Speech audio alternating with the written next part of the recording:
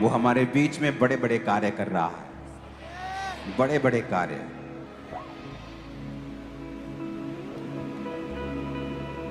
वो जितना आपको ऊंचा करे, अपने आप को उतना नम्र कर लो, क्योंकि नेक्स्ट जो पोजीशन है वो बड़ी और भारी होने वाली है।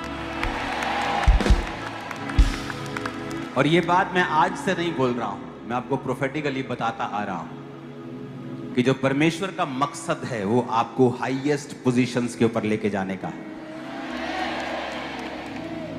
अपने घुटनों के बाहर आके, क्या आपने वायदा पूरा किया है कि मैं बाइबल लेके आऊंगा अगले थर्सडे से कि नहीं? मैं देखना चाहता हूं।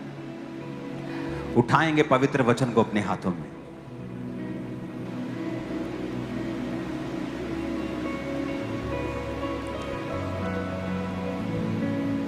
उठाएंगे बाइबल को अपने हाथों में। सामने बहुत से लोगों के पास आज बाइबल है।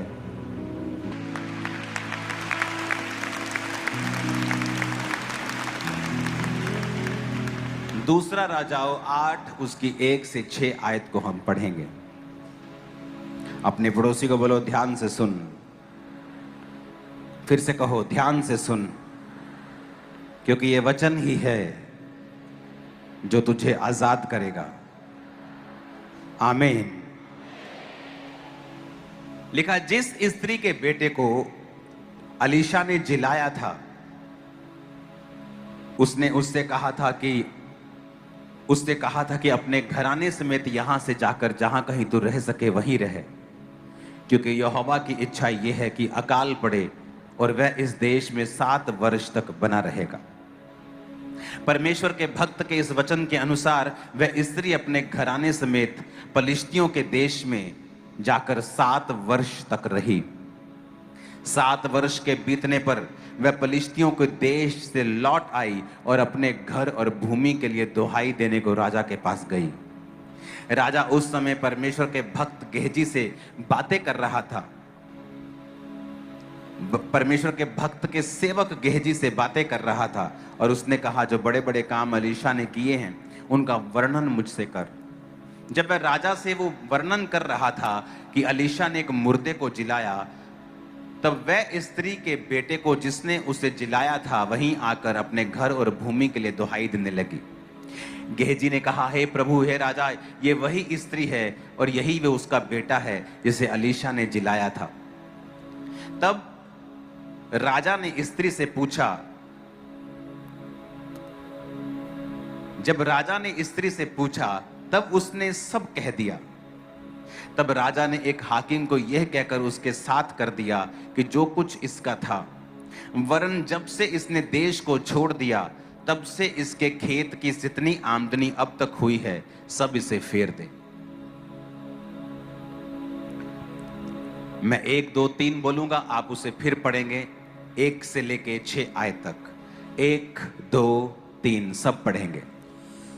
जिस स्त्री के बेटे को अलीशा ने जिलाया था, उससे उसने कहा था कि अपने घराने समेत यहां से जाकर कहीं तू रह सके वहां रहे, क्योंकि यहोवा की इच्छा है कि अकाल पड़े और वह इस देश में 7 वर्ष तक बना रहेगा।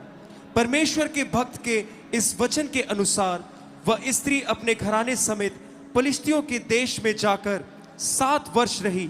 7 वर्ष के बीतने पर वह पलिश्तियों के देश से लौट आई और अपने घर और भूमि के लिए दुहाई देने को राजा के पास गई। राजा उस समय परमेश्वर के भक्त के सेवक गेजी से बातें कर रहा था और उसने कहा, जो बड़े बड़े काम अलीशा ने किए हैं उनका मुझसे वर्णन कर। जब वह राजा से यह वर्णन कर ही रहा था कि अलीशा ने एक मुर्दे को जिलाया, तब जिस स्त्री के बेटे को उसने जिलाया था वहीं आकर अपने घर और भूमि के लिए दुहाई देने लगी। तब गेहजी ने कहा, हे मेरे प्रभु, हे राजा, यह वही स्त्री है और यही उसका बेटा है जिसे अलीशा ने जिलाया है। तब राजा ने स्त्री से पूछा, तब उसने उससे सब कह दिया।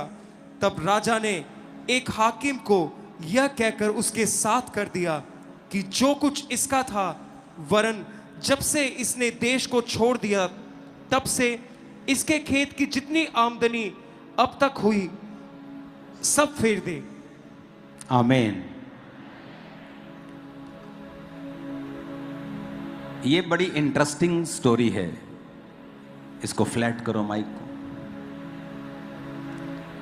अब आपको मालूम होगा कि ये वही अलीशा था जिसकी वजह से एक औरत को बेटा मिला था। क्या फर्क है इन दोनों में, अगर सेम आवाज देनी है तो?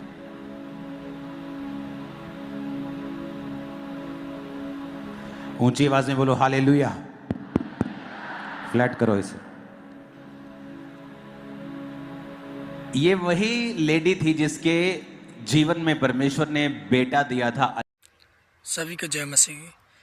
परमेश्वर आपको आशीष दे और परमेश्वर के इन वचनों को सुने जिनको पास्टर अंकुर नरोला जी समझाते हैं, ताकि हमारे घर में आशीषों का ढेर लगे, परमेश्वर से हम जुड़े रहें, ताकि हम स्वर्ग में जाएं और इन वचनों को लास्ट तक सुने। सभी को जय मसीह की।